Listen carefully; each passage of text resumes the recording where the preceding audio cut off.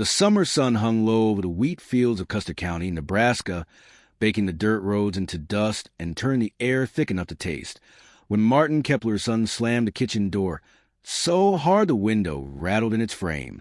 It was July of 1993, and 17-year-old Travis Kepler stood there with his John Deere cap twisted backward, his face red not from the heat, but from pure frustration. And he said the words that would change everything between them. "Dad, we need a new combine, and you know it."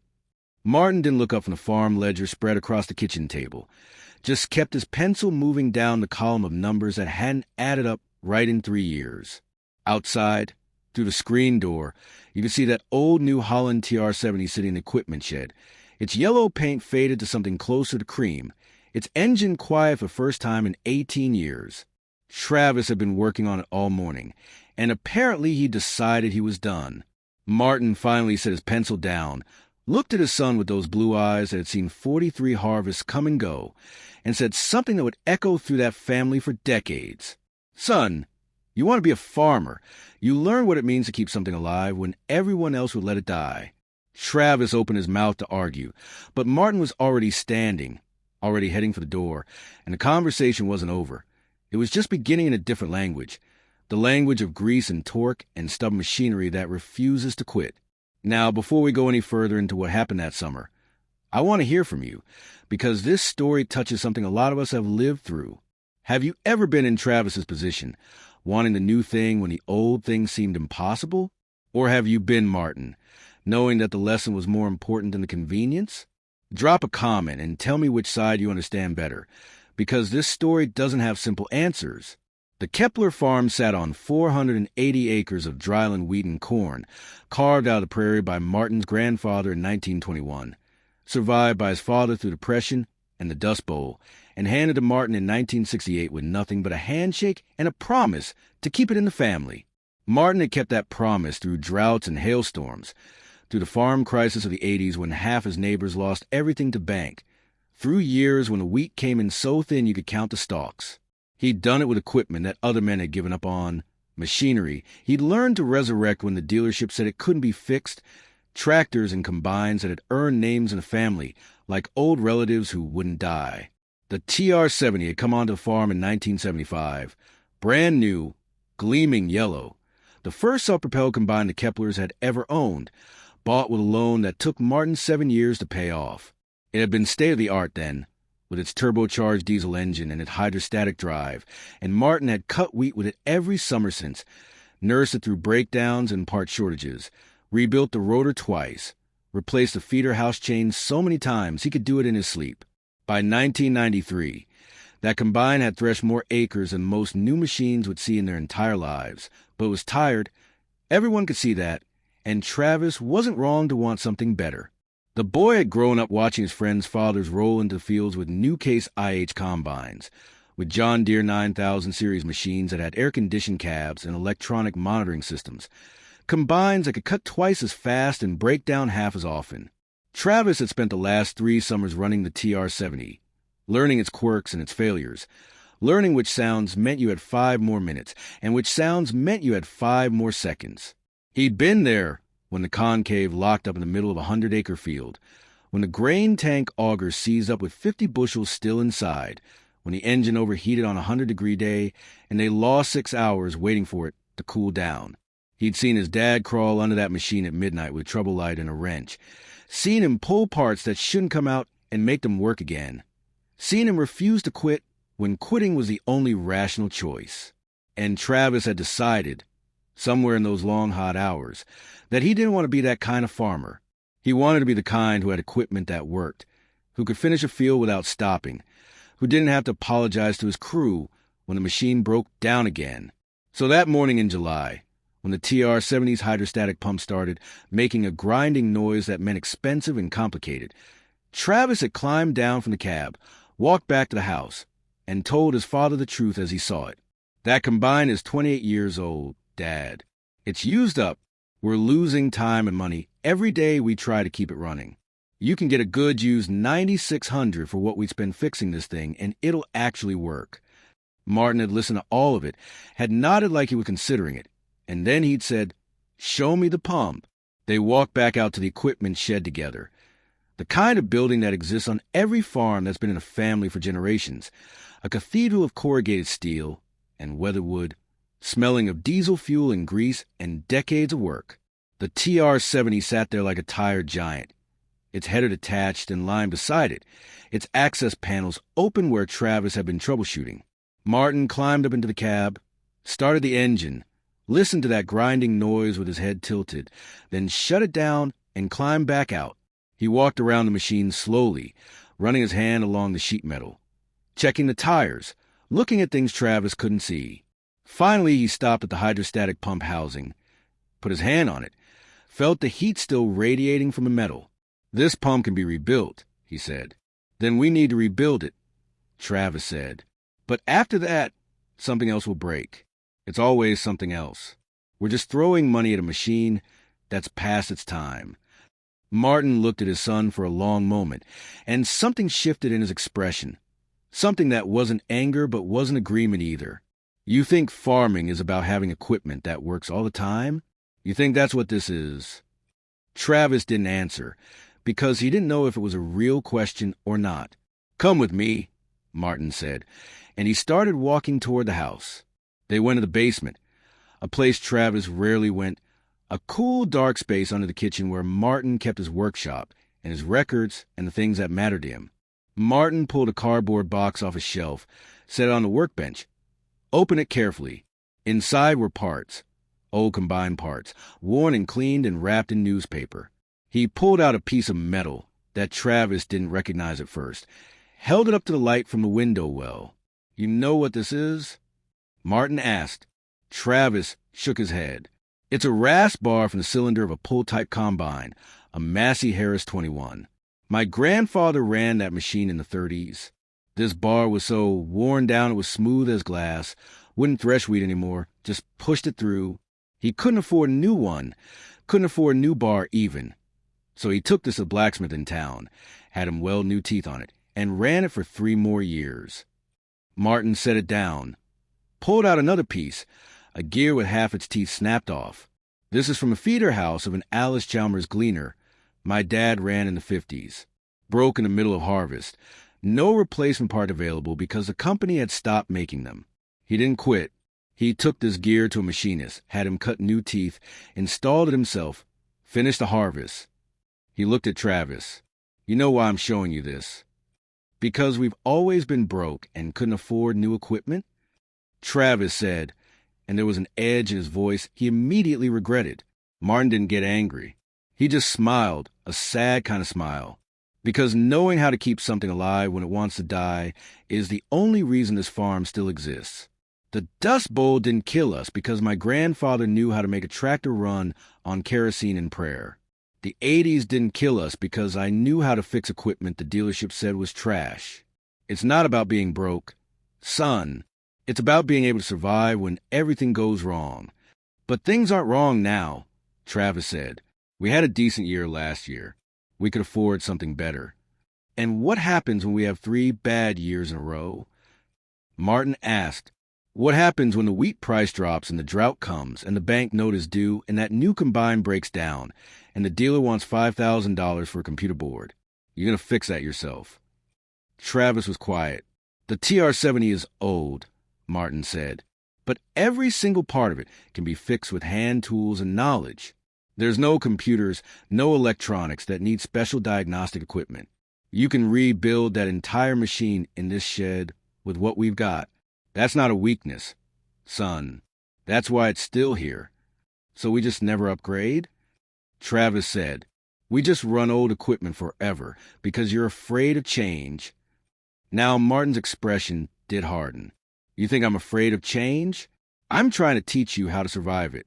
You want a new combine? Fine. You rebuild that TR-70 first. You take it apart. You understand every single system. You make it run like it's new, and then we'll talk about buying something else. Because if you can do that, then you'll be ready to handle anything. And if you can't, then you've got no business running a farm.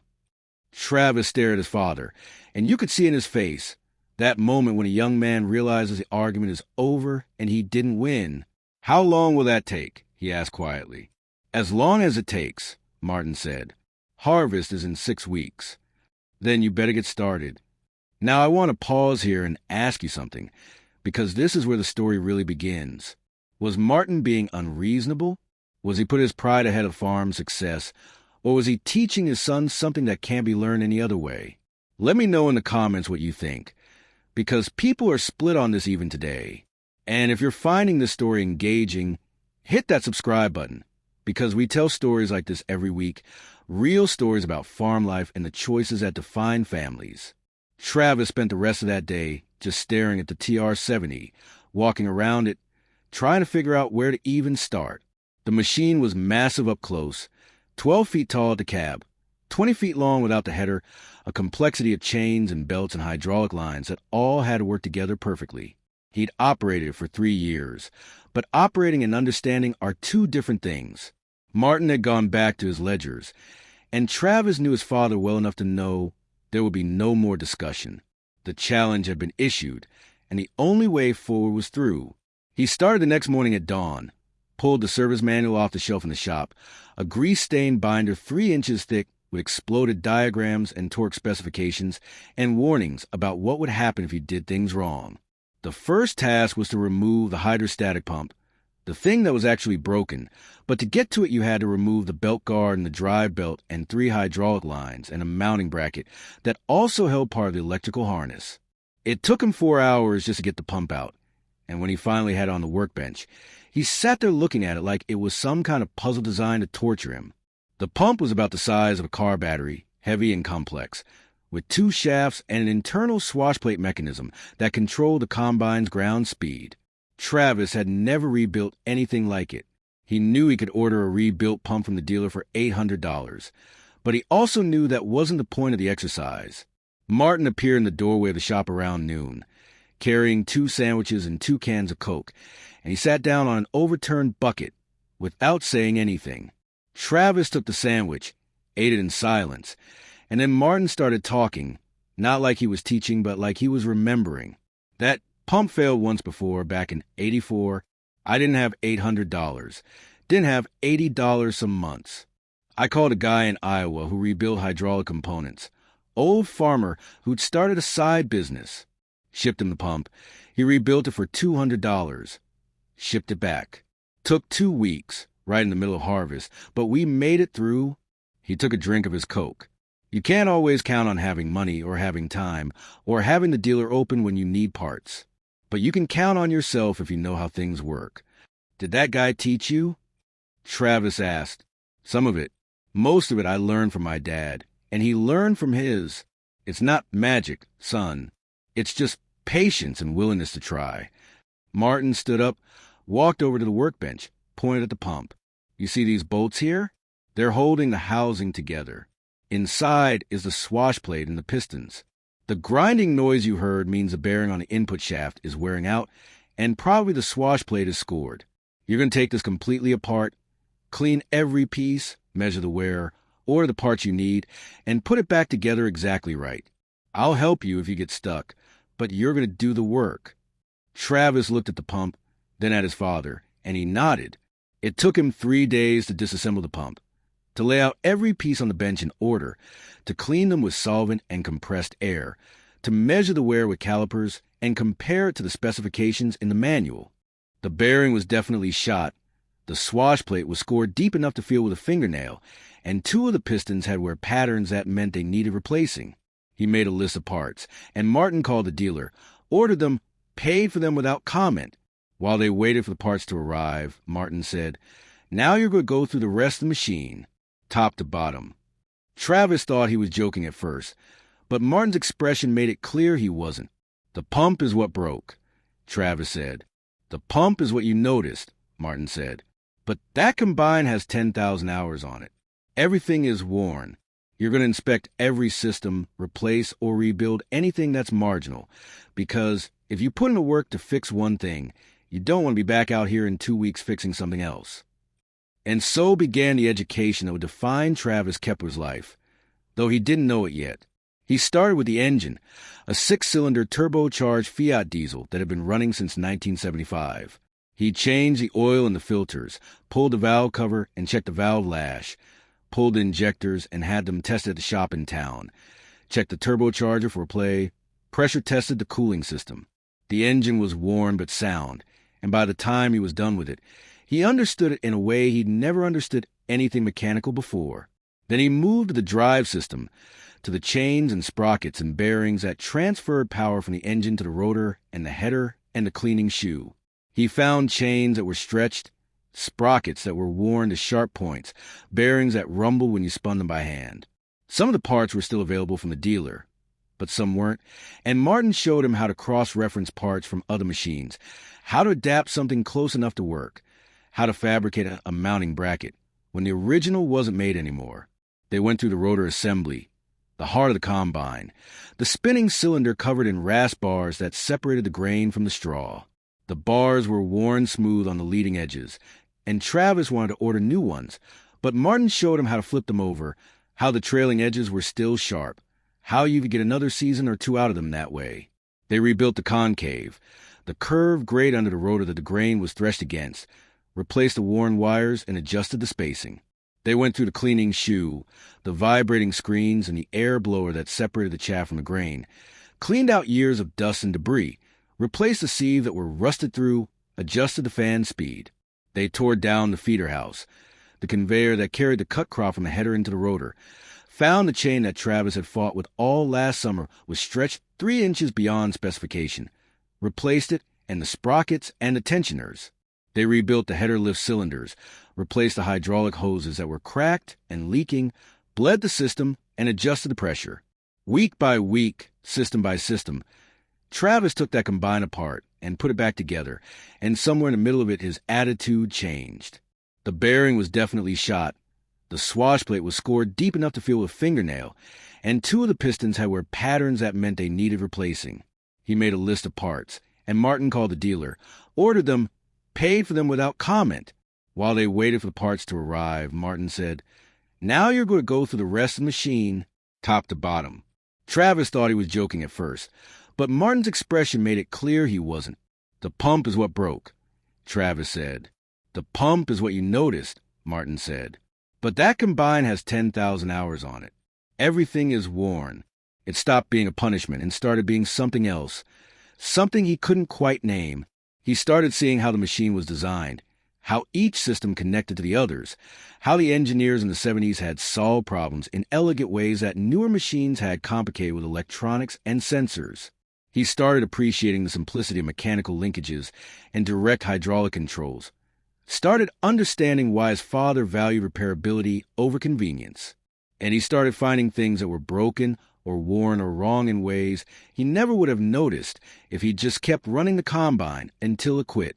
There was a crack in the main frame rail, a stress fracture that would have eventually split completely and ended the machine's life, and Martin showed him how to weld it properly, how to add reinforcement plates, how to fix it better than original. There were electrical connections that were corroded and causing intermittent problems, and they cleaned them and sealed them with dielectric grease. There were areas where the sheet metal had rusted through, and they cut out the rust and welded in patches, ground them smooth, painted them yellow. The parts for the hydrostatic pump arrived in August, and by then Travis knew enough to rebuild it himself, carefully, methodically, checking every measurement twice, assembling on the bench with clean hands and clean tools, filling it with fresh hydraulic fluid, mounting it back in the combine, and bleeding the system. When he started the engine for the first time with the rebuilt pump installed, it was the smoothest the hydrostatic drive had felt in years, and he understood why. They finished the rebuild on a Thursday evening in late August, the sun setting red over the wheat fields that were almost ready to cut. Martin climbed up into the cab with Travis, and they drove the TR-70 out of the shed, down the lane into the field. Travis engaged the header, lowered it to the ground, engaged the rotor, let the combine start feeding itself wheat. The machine ran smooth, ran quiet except for the normal sound of threshing, ran like it was young again. They cut around the field, the grain tank filling with clean wheat, and when they stopped to unload into the grain cart, Martin looked at his son and smiled. "How does it feel?" he asked. Travis thought about it. "Like I built it myself," he said. "You did?" Martin said. "Most of it, anyway." That machine will run now for another 10 years if you take care of it, and you'll know how to fix anything that goes wrong, because you've had your hands on every part of it. I understand what you were trying to teach me, Travis said, but I still think we need newer equipment eventually. Eventually, yes, Martin said, but not today. Today you learn something that's worth more than any new combine, and when the day comes that we do upgrade, you'll be ready for it. Now here's where I want to ask you something, because we're about to get into what happened next, and it's going to surprise you. Do you think Travis resented this experience, or do you think it changed him? Do you think Martin was right to force this on his son? Let me know in the comments, because the answer is more complicated than you might think. And if you haven't subscribed yet, this is a good time, because the second half of this story goes places you won't expect. Harvest started the next week, and that TR-70 ran flawlessly. They cut 400 acres of wheat in 8 days, and the combine never missed a beat, never overheated, never made a strange noise, never quit in the middle of the field. Travis ran it with a confidence he'd never had before, because now when he heard a sound, he knew what it was and whether it mattered. When the belt on the grain tank auger squeaked, he knew it was just a normal squeak and not a problem. When the engine temperature gauge climbed on a hot afternoon, he knew it would level off at 190, because he'd pressure tested the cooling system and knew it was sound. The neighbors noticed. Carl Brennan, who farmed the section next to the Keplers, stopped by one evening when they were unloading grain, and he walked around the TR-70 like he was seeing it for the first time. "Martin, I thought you were running this thing into ground," Carl said. "Looks like it just came off the showroom floor." "Travis rebuilt it," Martin said, and there was pride in his voice that Travis had never heard directed at him before. "Rebuilt it?" "The whole thing, every system. Took him 6 weeks. Carl looked at Travis with a new kind of respect. "Your dad teach you that?" "He did," Travis said, "and the service manual." Carl laughed. "Well, I'll be damned. Most kids your age just want to play video games and drive their daddy's new equipment. You actually know how to fix things." It was a small moment, but it mattered to Travis, that acknowledgement from another farmer, that sense of being seen as capable. The rest of that summer and fall passed in the rhythm of farm work, planting corn, baling hay, fixing fence, maintaining equipment. Travis started noticing things on other machines, where patterns and problems, started fixing things before they broke instead of after. Martin watched this transformation quietly, never commenting on it directly, but giving his son more responsibility, more trust, more of the decisions that go into running a farm. In November, the John Deere dealer called Martin with an offer on a trade-in for a 9,600 combine, a good deal on a 5-year-old machine with low hours. Martin told Travis about it that evening at dinner, and he said, "What do you think?" Travis thought about it for a long time. "I think we should keep the TR-70 and save the money. We might need it if we have a bad year." Martin nodded slowly. "You sure about that?" "I'm sure. I know that machine now. I can keep it running cheaper than we can make payments on something newer, and we don't have debt hanging over us." "All right, then," Martin said, and that was the end of it. They kept the TR-70, and Travis ran it for Harvest in 1994, 1995, and 1996, and each year he improved it in small ways. Fabricated a better air intake cover, modified the unloading auger to empty faster, added a radio to the cab, so he could listen to crop reports while he worked. He became known in the county as the young guy who could fix anything, and other farmers started asking his advice, bringing him problems with their equipment. He helped Carl Brennan rebuild the hydraulic system on his plow, helped the Johnsons diagnose an electrical problem on their grain drill, helped a young farmer in the next county rebuild an old Massey Ferguson tractor that everybody else had given up on. And somewhere in those years, Travis stopped thinking about what he didn't have and started appreciating what he did have, which was knowledge and skill and the confidence that comes from being able to solve problems with your hands and your brain. In 1998, Martin had a heart attack. Not a bad one, but bad enough. And the doctor told him he needed to slow down. Travis was 22 by then, and he took over most of the farm operation, making the decisions about planting and spraying and marketing the grain, and Martin transitioned into the role of advisor, the guy who'd been through it all before and could help his son avoid the mistakes he'd made. They had disagreements, like all fathers and sons do, but they had respect, too, and that counted for more. The TR-70 kept running year after year, and every winter Travis would go through it again, checking everything, replacing the parts that were worn, keeping it young through constant attention. In 2003, 10 years after the rebuild, the Combine finally had a major failure, a cracked engine block that couldn't be repaired, and Travis had to make a decision. He could repower the machine with a used engine, which would cost about $5,000 and take 2 weeks, or he could finally upgrade to something newer. The farm was doing well by then, grain prices were decent, and they could afford it. Travis talked it over with his father, who was 73 by then and still sharp as ever, and Martin said, "What do you want to do?" "I think it's time," Travis said. "That machine doesn't owe us anything. It's given us 38 years, and I've learned everything I can from it." "Then let's find something good," Martin said.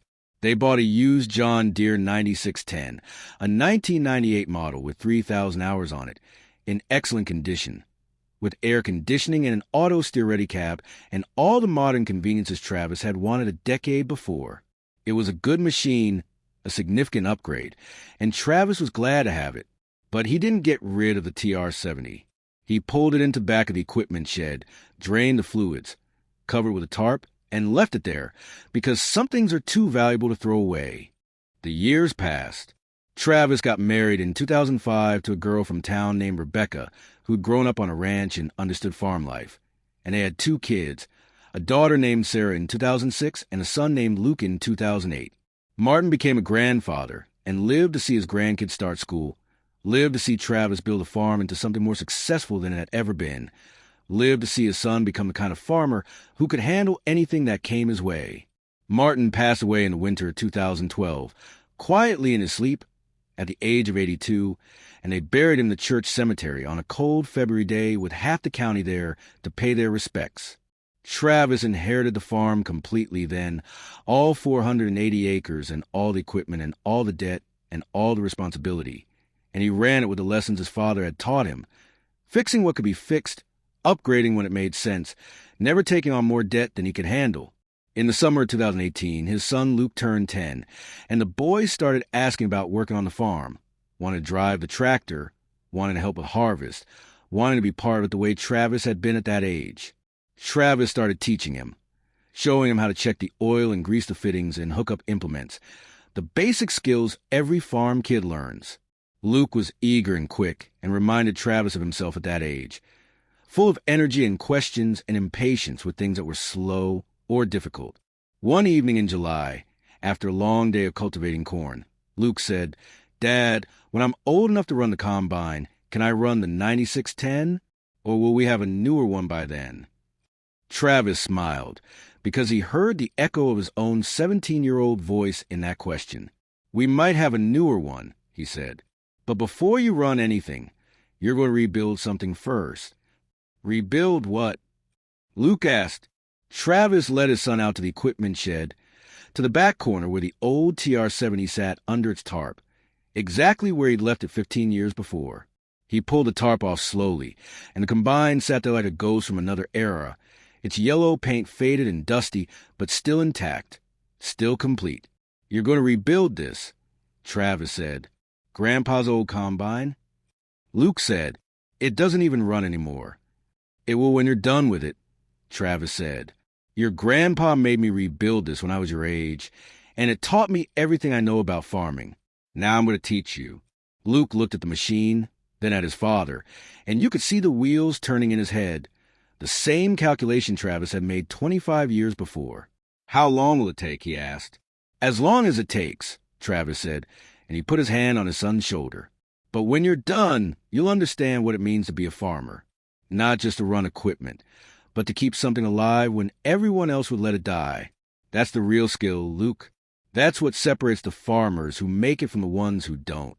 Luke nodded slowly, and Travis could see the beginning of understanding in his eyes, the same understanding that had taken him 6 weeks and a whole lot of frustration to find. They started the next day, pulling the service manual off the shelf, the same grease-stained binder Travis had used a quarter-century before, and they began with the engine because that's what it failed, and because starting with the broken thing makes sense. Travis showed his son how to disconnect the fuel lines and the electrical harnesses, how to unbolt the engine mounts, how to use the chain hoist to lift the engine out of the frame. They sat on the workbench, and Travis started teaching the same lessons his father had taught him about patience and precision, and how to read where patterns, about the difference between fixing something and understanding it. Luke was frustrated at first, just like Travis had been, wanting faster progress, wanting immediate results, wanting to skip the hard parts.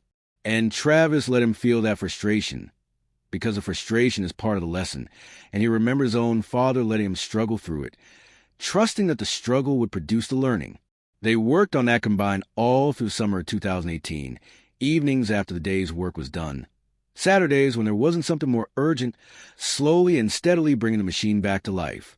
They found a used engine from a salvage yard in Iowa, rebuilt it themselves, installed it with new mounts and new belts and fresh fluids. They went through every system again, replacing parts that had deteriorated in storage, cleaning and lubricating and adjusting, and Luke learned the same lessons Travis had learned, about how machines work and how to make them work, and how to refuse to give up when things are difficult. By September, the TR-70 was running again, and it sounded better than it had in 2003, and Luke had the same look in his eyes that Travis had probably had 25 years before, that mixture of exhaustion and pride, and newly earned confidence.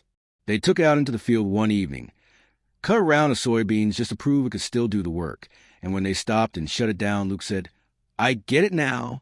I understand why you made me do this." "Tell me," Travis said. "It's not about the combine," Luke said. "It's about knowing you can figure things out when they're hard. It's about not needing everything to be new or easy. It's about being able to survive when things go wrong." Travis felt his throat tighten, and he thought about his father, about that conversation in the basement with a box of old parts, about the lessons that get passed down through generations not because they're easy, but because they're essential. "Your grandpa would have been proud of you," he said. "Did you ever thank him for making you do this?" Luke asked. "I did," Travis said, "but not until years later, when I finally understood what he was trying to teach me. I was pretty mad at him at the time." "I wasn't that mad," Luke said, and he grinned, "but I'm glad it's done." They put the TR-70 back in the shed, cleaned it up, covered again, and this time Travis thought it might actually stay there, might become a permanent fixture, a teaching tool for future generations, a reminder of what matters. The farm kept going, seasons turning into years, and Luke grew up working alongside his father, learning not just how to operate equipment, but how to fix it, not just how to plant crops, but how to think through problems, not just how to be a farmer, but how to be the kind of person who doesn't quit when things are hard. In 2023, Travis turned 47, the same age his father had been in that summer of 1993, when everything changed. And he thought about that sometimes, about the symmetry of it, about how the lessons you learn when you're young become the lessons you teach when you're older. Luke was 15 by then, running equipment on his own, making good decisions, showing the kind of judgment that can't be taught, only earned. And that old TR-70 was still sitting in the back of the shed, 58 years old, still complete, still functional, still there as a reminder of what a father can give a son if he's willing to let the son struggle and work and learn. Now I want to leave you with this, because this is the heart of everything we've been talking about. What Martin did in 1993 wasn't about the combine. It wasn't about being cheap or stubborn or stuck in the past. It was about giving his son a foundation that would hold up under pressure, a set of skills and attitudes that would serve him for a lifetime. And what Travis learned, that summer wasn't just how to rebuild a combine. It was how to solve problems, how to persist through difficulty, how to find confidence in his own abilities, how to see value in things other people had given up on. Those lessons carried him through 30 years of farming, through good years and bad, through equipment failures and market crashes and personal losses. And they made him the kind of man who could pass those lessons on to his own son. The question I want to ask you is this. What are the skills or lessons that were hard to learn, but ended up defining who you are? What did someone force you to do that you resented at the time, but later understood was the best thing that could have happened to you? Because that's what this story is really about. It's about the difference between giving someone something easy and giving them something valuable. And those two things are almost never the same. If you've been following the story all the way through, I want to thank you, and I want to ask you to do 3 things. First, leave a comment and tell me about a time someone taught you something the hard way, or a time you taught someone else something they didn't want to learn. I read every comment, and these stories matter. Second, if you know someone who needs to hear this story, someone who's struggling with whether to take the easy path or the hard path, share this video with them. And third, subscribe to this channel, because we tell stories like this every week. Stories about farm life in rural America and the choices that define families. Stories that remind us of what really matters. That summer in 1993, when Travis Kepler slammed the kitchen door and demanded a new combine, his father could have said yes. They could have afforded it, barely, and it would have been easier, and Travis would have been happy. But Martin Kepler knew something his son didn't know yet, which is that easy rarely leads anywhere worth going, and that the hard things, the things that make you want to quit, those are the things that build you into someone who can handle whatever life throws at you. And 30 years later, when Travis looked at his own son working on that same combine, learning those same lessons, he understood completely what his father had given him, which wasn't a rebuilt combine, but a rebuilt understanding of what it means to be capable and self-reliant and unwilling to quit. That's the story of how one father's refusal to take the easy path changed 3 generations of farmers, and how an old yellow combine from 1975 became more valuable than any new machine could ever be, not because of what it could harvest, but because of what it could teach. Thanks for listening, and I'll see you in the next story.